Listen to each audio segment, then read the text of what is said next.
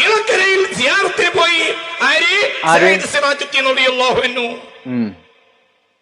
അപ്പോൾ തന്റെ ഖാദിമം കൂടെയുണ്ട്. കാട്ടുമൃഗങ്ങൾ ഉപദ്രവിക്കാൻ വന്നു. അപ്പോൾ കാട്ടുമൃഗങ്ങളോട് പറഞ്ഞ്, നീ എന്നെ ഉപദ്രവിക്കല്ല, ഞാൻ നിന്നെ എതിരിടാൻ വേണ്ടി വന്ന ആളല്ല, ഞാൻ ബഹുമാനപ്പെട്ട സദഖത്തുല്ലാഹി ഖാഹിരി റളിയല്ലാഹു അൻഹുവിനെ സിയാറത്തിൽ വന്നതാണ്. അതേപോലെ ആ കാട്ടുമൃഗങ്ങൾ അതേപോലെ തിരിച്ചുപോയ സംഭവം ശൈഖുനാ ശംസുൽ ഉലമ ഇതിൽ പറയുന്നുണ്ട്. ഇതിനുപോലമായ അനവധി സംഭവങ്ങൾ ഉണ്ട്. അങ്ങനെ അനവധി സംഭവങ്ങൾ ഉണ്ടാവും. ശംസുൽ ഉലമയുടെ കഥ നമ്മൾ 2 വീഡിയോയിൽ പറഞ്ഞിട്ടുണ്ടായിരുന്നു. പതി അബ്ദുൽ ഖാദർ മൗലവിയുമായിട്ട് ഒരു ചർച്ച നടക്കുകയാണ്.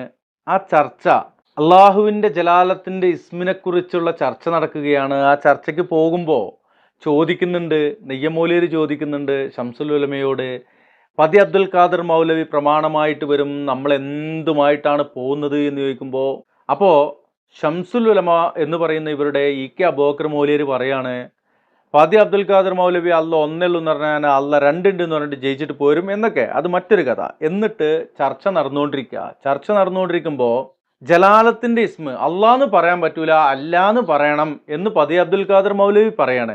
അപ്പൊ ശംസുൽ ഉലമ പറയാണ്, അങ്ങനൊന്നും പറ്റൂല.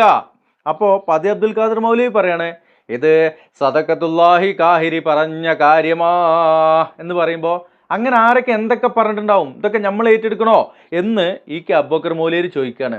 അപ്പോൾ പതി അബ്ദുൽ ഖാദർ മൗലവി പറഞ്ഞു കൊടുക്കുകയാണ്, എന്താ പറഞ്ഞത്, സദഖത്തുല്ലാഹി ഖാഹിരി എന്ന് പറഞ്ഞു കഴിഞ്ഞാൽ കൊത്തുബിയത്ത് എഴുതിയ മഹാനാ എന്ന് പറയുമ്പോൾ ഇപ്പുറത്തിരുന്നിട്ട് ശംസുൽ ഉലമ എന്ന് പറയുന്ന ഇ.കെ. അബൂബക്കർ മൗലവി പറയണേ, അങ്ങനെ എത്ര കുതിരപ്പെട്ടാണ് എളി എന്തൊക്കെ എഴുതിയിട്ടുണ്ട് എന്ന് പറഞ്ഞ ആ ആള് സദഖത്തുല്ലാഹി ഖാഹിരിനെ കുറിച്ച് പറഞ്ഞു എന്നുള്ളതാണ് ഇപ്പോൾ ഇവിടെ റഹ്മത്തുല്ലാത്ത കാസിമി പറഞ്ഞത്. വിശ്വസിക്കണ്ട.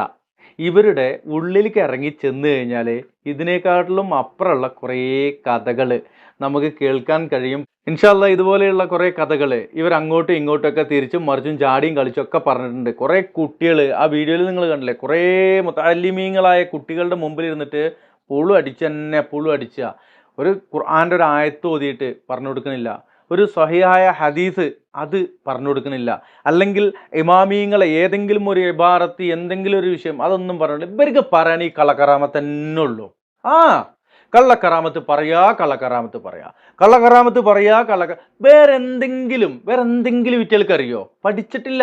കള്ളക്കറാമത്ത് പറഞ്ഞിട്ട് ഈ രൂപത്തിൽ മനുഷ്യരെ പറ്റിക്കാൻ മാത്രമാണ് ഇവർ പഠിച്ചിട്ടുള്ളത് എന്നുള്ളതാണ് പ്രിയമുള്ളവരെ പറയുവാനുള്ളത്. ഇൻഷാ അല്ലാഹ് കൂടുതൽ പറഞ്ഞ് ദീർഘിപ്പിച്ച് പോകുന്നില്ല.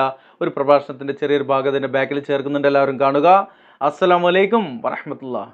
ശിർക്ക് ചെയ്യാൻ പാടില്ല ഒരുപാട് വചനങ്ങളിലൂടെ. അപ്പൊ എന്താ ശിർക്ക് ചെയ്യാന്ന് പറഞ്ഞാൽ അതുകൂടി മനസ്സിലാക്കണല്ലോ. ആളുകൾക്കിടയിൽ തെറ്റിദ്ധാരണയുള്ള അടിസ്ഥാനപരമായ വിഷയങ്ങളാണിത്. ശിർക്ക് ചെയ്യാൻ പാടില്ല എന്ന് പറഞ്ഞാല് അള്ളാനെ പോലത്തെ വേറെ അല്ല ഇവിടെ ഉണ്ട് എന്ന് പറയലല്ല, 2 അല്ല ഉണ്ടെന്ന് പറയലല്ല. അങ്ങനെ ലോകത്ത് അള്ളാനെ പോലെ വേറെ അല്ല ഇവിടെ ഉണ്ടെന്ന് ആരും പറഞ്ഞിട്ടില്ല. അപ്പൊ നോക്കുകയാണെങ്കിൽ ലോകത്ത് ശിർക്ക് തന്നെയല്ല, അതല്ല ശിർക്ക്. ശിർക്ക് എന്ന് പറഞ്ഞാൽ അള്ളാഹുവിന് മാത്രമുള്ള വിശേഷണങ്ങൾ അത് റബ്ബിന് മാത്രമേ ഉള്ളൂ, അത് വേറൊരാൾക്ക് ഉണ്ടെന്ന് പറഞ്ഞാൽ അത് വിശേഷണങ്ങളിൽ പങ്കുചേർക്കലാ, ശിർക്ക് ചെയ്യലാണ്. ഏതുപോലെ എല്ലാം കാണുന്നവൻ ആരാ? അള്ളയാണ്, അല്ലേ? മറഞ്ഞ കാര്യങ്ങൾ അറിയുന്നവൻ ആരാണ്? അത് അള്ളയാണ്.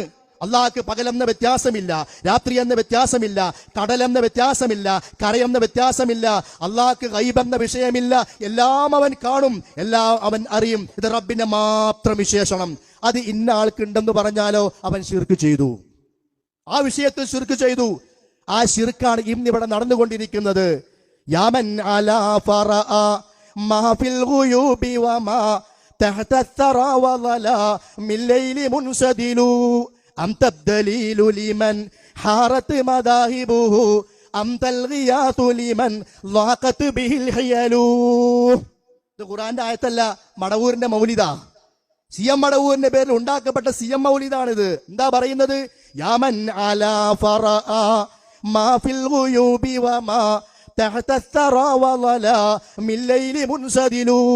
മറഞ്ഞ കാര്യങ്ങൾ അറിയുന്ന മടവൂരെ, ഭൂമിക്കടിയിലെ കാര്യങ്ങൾ അറിയുന്ന മടവൂരെ, ഇരുട്ടിനുള്ളിലുള്ള കാര്യങ്ങൾ അറിയുന്ന മടവൂരെ, ഈ വിശ്വാസം ഉണ്ടെങ്കിൽ തന്നെ പോയില്ലേ, ഇനി വിളിക്കൊന്നും വേണ്ട. മനസ്സിലായോ എവിടെയാ അപകടം എന്ന്? എന്താ ശിർക്ക് എന്ന്? അള്ളാനെ പോലെ വേറെ അല്ലുണ്ടെന്ന് പറയാനല്ല ശിർക്ക്. അള്ളാഹ്ക്ക് മാത്രമുള്ള വിശേഷണങ്ങൾ എല്ലാം കാണുക. ലോകത്തൊരു സൃഷ്ടിക്കും അതില്ല. നബി സല്ലല്ലാഹു അലൈഹി വസല്ലമക്ക് പോലും സാധിച്ചിട്ടില്ല എല്ലാം കാണാൻ.